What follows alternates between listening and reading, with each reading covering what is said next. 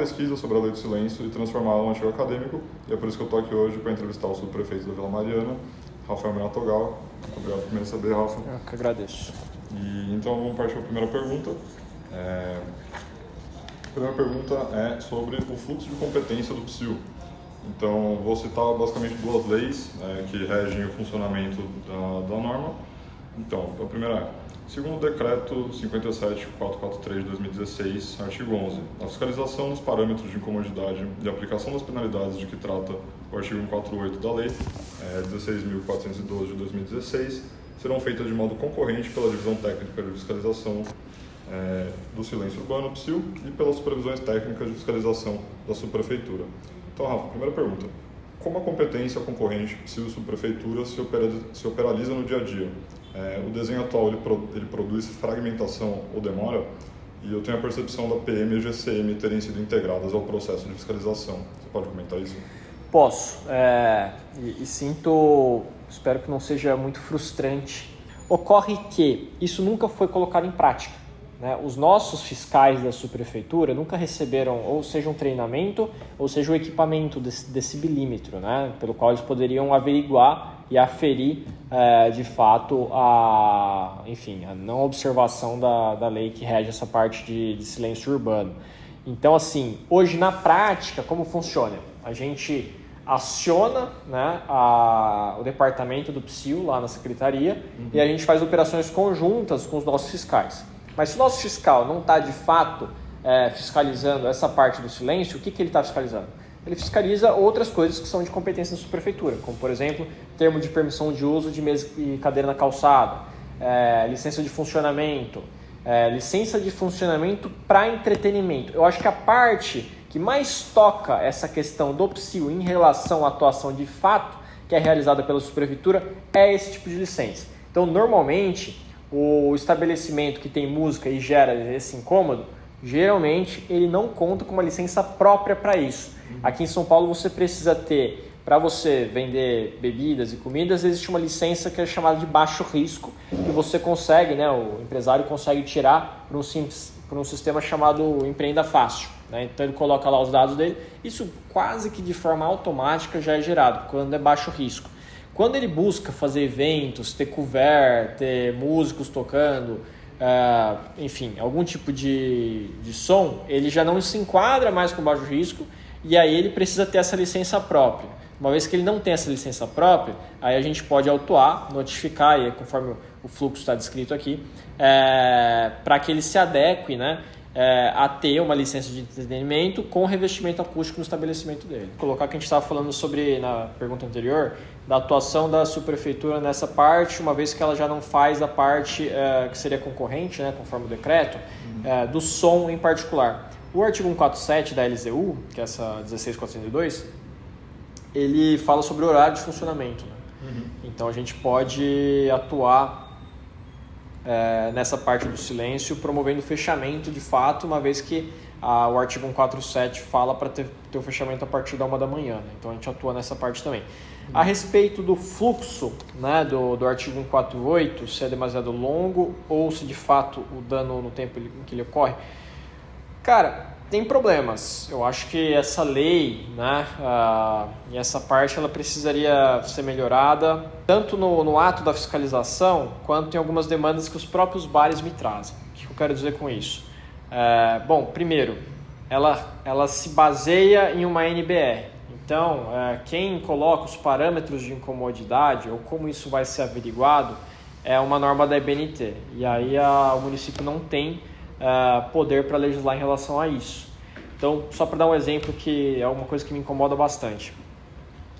Por vezes a gente chega em regiões, especialmente de bares universitários, em que tem um bar do lado do outro.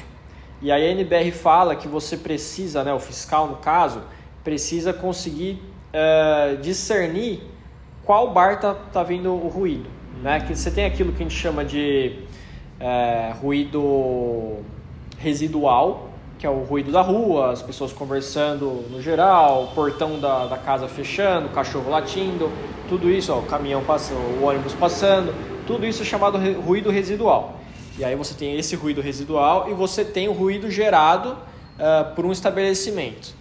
A medição por parte do fiscal, ela se dá em relação a esse saldo, em relação a esse déficit que é encontrado, né, entre aquilo que é ruído residual e aquilo que é o ruído vindo de um agente provocador disso, um estabelecimento em particular. Essa diferença é que é aferida. Então, se tem uma diferença de 10 decibéis, 15 decibéis, 20 decibéis, isso varia conforme a região do zoneamento urbano. Existem regiões que você tem uma tolerância maior, porque são regiões comerciais. E você tem uma ZER, por exemplo, que é estritamente residencial, em que você tem uma tolerância menor, tipo de 5 decibéis. E qual que é o problema disso? Onde que eu quero chegar com tudo isso? Hoje, se você tem um estabelecimento do lado do outro, você não consegue aferir qual que é o estabelecimento provocador, porque os dois estão fazendo barulho, entendeu? E aí, por vezes, a gente com os fiscais do PSIL, ele fala, olha, aqui eu não consigo autuar. Eu falo, pô, como assim? Então, se eu quero fazer uma coisa errada, em vez de eu abrir um bar, eu abro 2. Né? Eu abro 2 CNPJ e fico fazendo barulho com os 2, porque eu nunca vou ser autuado. Então, isso impede, de fato, na prática, a atuação do PSIL. Isso, assim, é um absurdo. Né? Então, da minha experiência, é que só funciona quando dói no bolso. A primeira eles nem consideram, é como se a gente não tivesse feito. Entendi. Né? Seja para... Aqui a gente está falando de PSIL, mas mesma coisa em relação a lixo, mesma coisa em relação a outras infrações, né? Eles só passam a considerar depois que dói no bolso. Né? Então eles já costumam falar, pô, logo na primeira já tomei 10 mil. Não, você não tomou 10 mil na primeira. Você teve uma notificação, você continuou com a infração, aí você tomou 10 mil. Né? Aí depois você tomou 20, aí depois você subiu lá para 30 e 46. Aqui a gente tem um caso particular que o cara estava com um bar chamado Saidinha, ele estava tomando multa, ele já estava chegando já na hora de fechar. Ele fechou um CNPJ, abriu outro, voltou a fazer barulho. Então, indo para a terceira pergunta, sobre um artigo específico do artigo 46 da 16402, parágrafo 2. Não se sujeitam às proibições os sons, lista exemplificativa, incluindo item A, propaganda eleitoral, legislação própria, B, viaturas em serviço, C, detonações autorizadas. E aí a D, que entra na minha pergunta novamente, isso não entra na medição. Manifestações religiosas, oficiais, desportivas, festejos carnavalescos e juninos, passeatas, desfiles, fanfarras em local oral previamente autorizados, enfim. Só esse ponto me chama muita atenção de como eu vi na época como limitante, falar, como assim, não entra nada na fiscalização? Então a terceira pergunta entra nessa linha, que eu descobri antes de fazer o roteiro, quando eu estava escrevendo o artigo, que a revisão da hipótese desse parágrafo 2º D, ele foi declarado inconstitucional recentemente, nesse ano. Você acha que trouxe uma segurança operacional para autuar os eventos tradicionais previamente autorizados? E se houve um impacto, na sua percepção, nas fiscalizações, dado a inconstitucionalidade desse artigo? Então, mas ele... Entra nesse sentido. Você acha que depois de ter sido declarado inconstitucional, teve alguma mudança na operalização? Cara, sendo bem sincero, não. Foi mais para inglês ver. É que assim, é bem recente assim, a queda disso, né? É desse ano? Não, acho que é de agora. Mandei isso porque a gente tem muita reclamação, especialmente agora em relação ao Vale do Anhangabaú, que tem recebido muitos shows, né?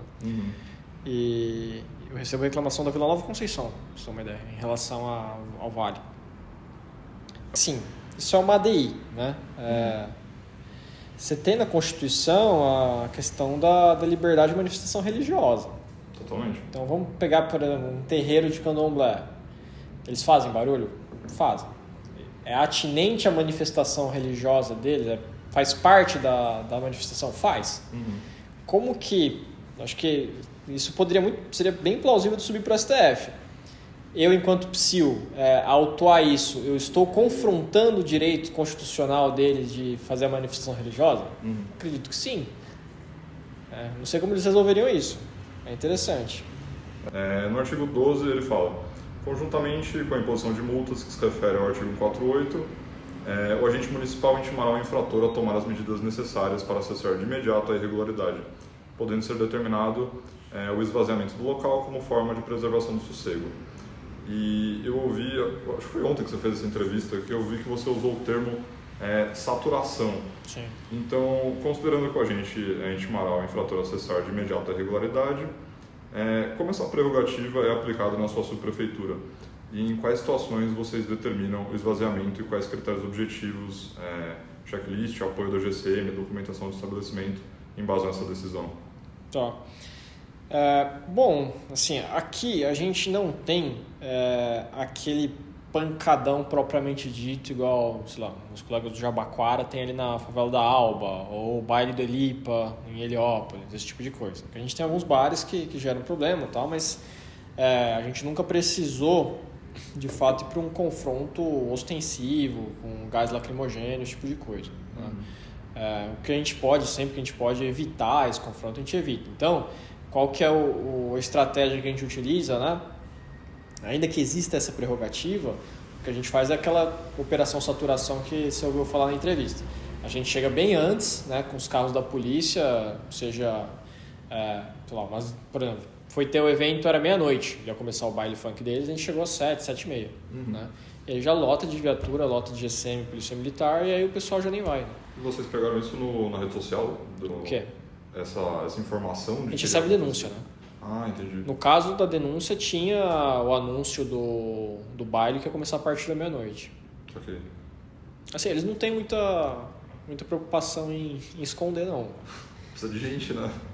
Exato. Então, eles publicam isso de forma bem aberta, até com lambe-lambe na região, né? Então, nossa estratégia acaba sendo isso, né? A gente não quer esvaziar o local, a gente não quer que nem sequer encha. Né? A gente atua de forma mais preventiva. Como vocês evitam o problema visto no caso AMB, na qual a primeira e a segunda autuação sem julgamento administrativo impedia o argumento de reincidência necessário ao fechamento? E quais são os procedimentos para julgar na primeira e segunda via administrativa? Dito que você precisa julgar, né? Julga o recurso. Faz a multa. O que eu falo para todo dono de bar que vem aqui reclamar na minha mesa. Eu falo assim, olha, tem um que falou o seguinte, não, eu tomei a multa do PSIL, estava fechado. Eu falei, bom, você tem prova disso? Então recorre, julga-se o recurso, conclui-se o processo administrativo, vai para a segunda e você vai. Né? Agora, eu queria entender o porquê que a prefeitura, à época, ou a subprefeitura não julgou o processo. E virou um argumento de defesa. Virou um argumento, exato. E se o tribunal aceitou esse argumento, ele conseguiria inclusive suspender a multa da segunda, porque a multa da segunda ela é condicionada à reincidência, você configurar o ato de reincidência, porque ela é dobrada. Né? Então, uma vez que você não comprovou o ato da reincidência porque não foi julgado o recurso da primeira, né, me parece plausível. Agora, de fato, precisaria entender com o programa do PSIL que aconteceu nesse caso. Né?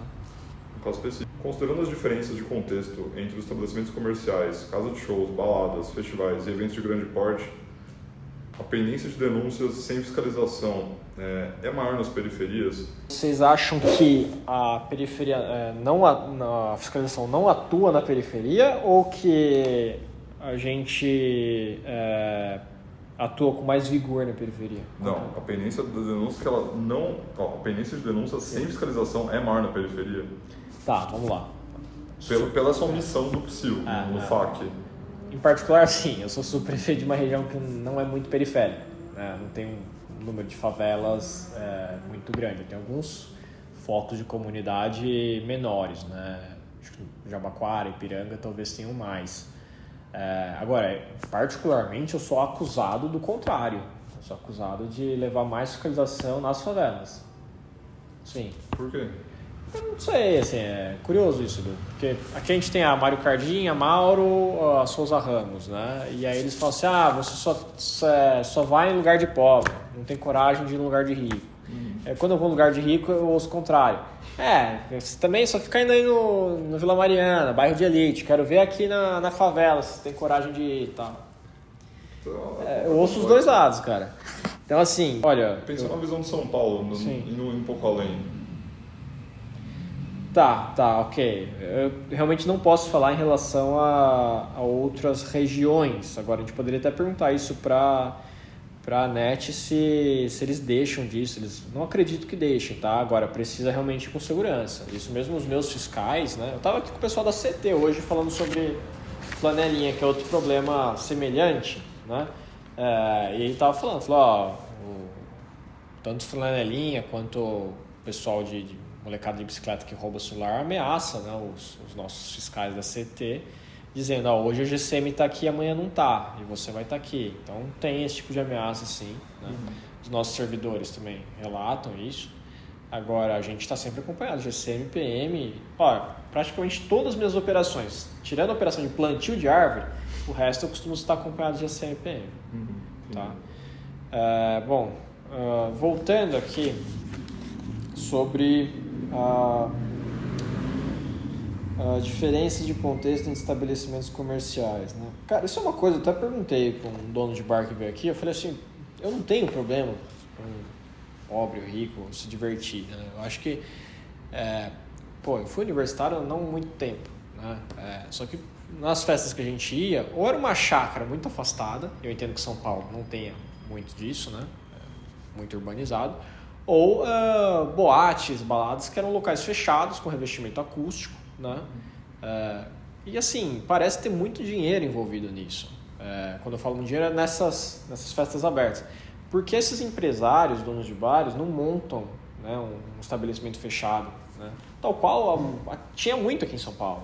Eu vi muitas casas de shows fechando, né? Não sei, eu realmente não sei o porquê que eles não adotam isso, porque isso permitiria que eles funcionassem, inclusive, né, como fala aqui, entre 1 e 5 da manhã. Né? Vai lá, faz sua festa, faz seu show, não tem problema com isso. Só não posso deixar acontecer no meio da rua. Né? A partir do ano que vem, você tem a previsão de que seja entregue o primeiro mapa do ruído depois de muitos anos em São Paulo. Então, como os pilotos do mapa do ruído podem ser usados para roteirizar equipes, definir a priorização por demanda /hotspot e publicar boletins de transparência. E se você acha que se implantarmos um piloto do mapa do ruído integrado ao GeoSampa, mais os critérios de fechamento na segunda atuação com salvaguardas, você acha que a população ia se beneficiar disso? Acho que ajuda. Agora sim, talvez com uma pressão pública, né? O fato de você ter isso na imprensa talvez gere uma pressão pública. Agora sim, falando enquanto subprefeito, e aí eu falo, cara, todos os subprefeitos, todo prefeito, seja São Paulo ou qualquer outra cidade, sabe onde estão os problemas. Não existe uma dúvida em relação ao subprefeito, tipo assim, eu não sei onde está o barulho aqui na minha região. Ele sabe. Você pode garantir. Se o cara trabalha, se o cara tá todo dia no gabinete, ele sabe. Não sei que ele seja um fantasma, mas se ele tá, ele sabe. Porque são recorrentes, Edu. A gente sabe quais são os pontos, eu sei os problemas que eu tenho na Joaquim Távora, eu sei os problemas que eu tenho na Arthur Alvim, eu sei os problemas que eu tenho na Mário Cardim. São sempre os mesmos, né? E aí, em relação a diminuir o fechamento para uma segunda autuação, eu acho um pouco radical. Eu acho que funcionaria muito melhor se você resolvesse o problema que eu falei da constatação. Não adianta você puxar o fechamento para uma segunda autuação se toda vez que o fiscal está lá tem 2 bares abertos e aí o cara não notifica. Entendeu? Então, assim, beleza, quer trazer para a segunda? Puxa. Só que se ele continuar, 2 pontos, não conseguindo aferir a infração da lei por conta dessa questão técnica que a BNT tem que resolver, não vai adiantar de nada. E o segundo é a questão do número de fiscais. Né? Realmente, PSIL, como você falou, quando você falou, acho que tinha 11, hoje a gente está aí com 28. Está se aproximando de 32, que é o número de subprefeituras.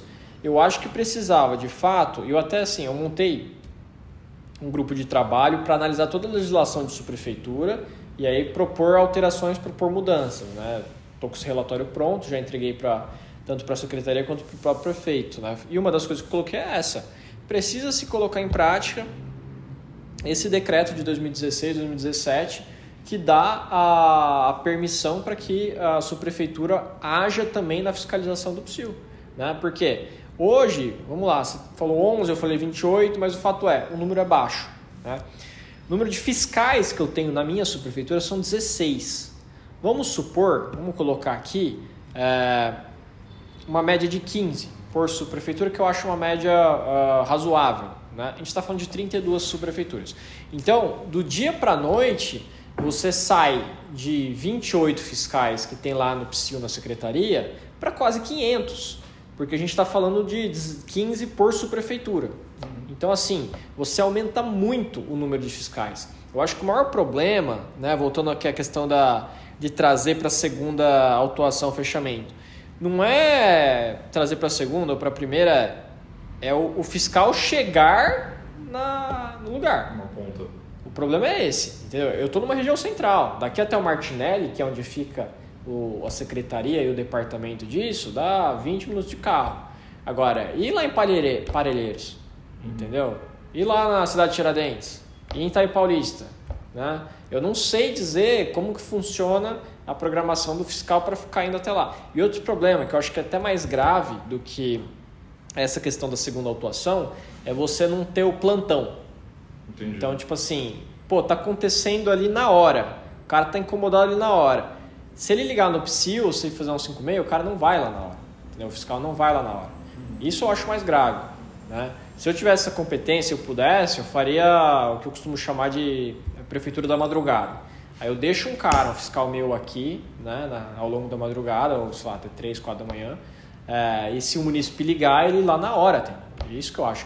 Porque hoje o que eu faço como eu falei para vocês, são todos pontos já conhecidos, eu crio operações já para aquele determinado local, né? Então hoje eu faço isso. Agora, eu acho que o munícipe precisava ser atendido no momento do desconforto, né? Perfeito, né? Eu acho que esclareceu muito, também mudou um pouco da minha visão. Eu estava muito com esse projeto da Cris, pelo menos o projeto que ela apresentou era de cortar para a segunda autuação. Mas ao mesmo tempo, muito pela matéria, eu fico pensando, o direito de defesa dos bares, enfim, de qualquer coisa, também é uma linha tênue, né? Sim. Às vezes tem pessoas boas que não estão... Cara, eu tenho casos... isso é até legal falar. Tem muita gente que reclama, o PSIL não funciona, eu chamo, não vai. Tem pessoas que sabem, conhecem a lei, sabem usar da lei da fiscalização de forma correta, que eles ficam usando o PSIL ou qualquer fiscalização da prefeitura para agir contra uma inimizade dele. Eu tenho um caso de um bar aqui, e aí tem um rapaz que tem um jornalzinho de bairro, né?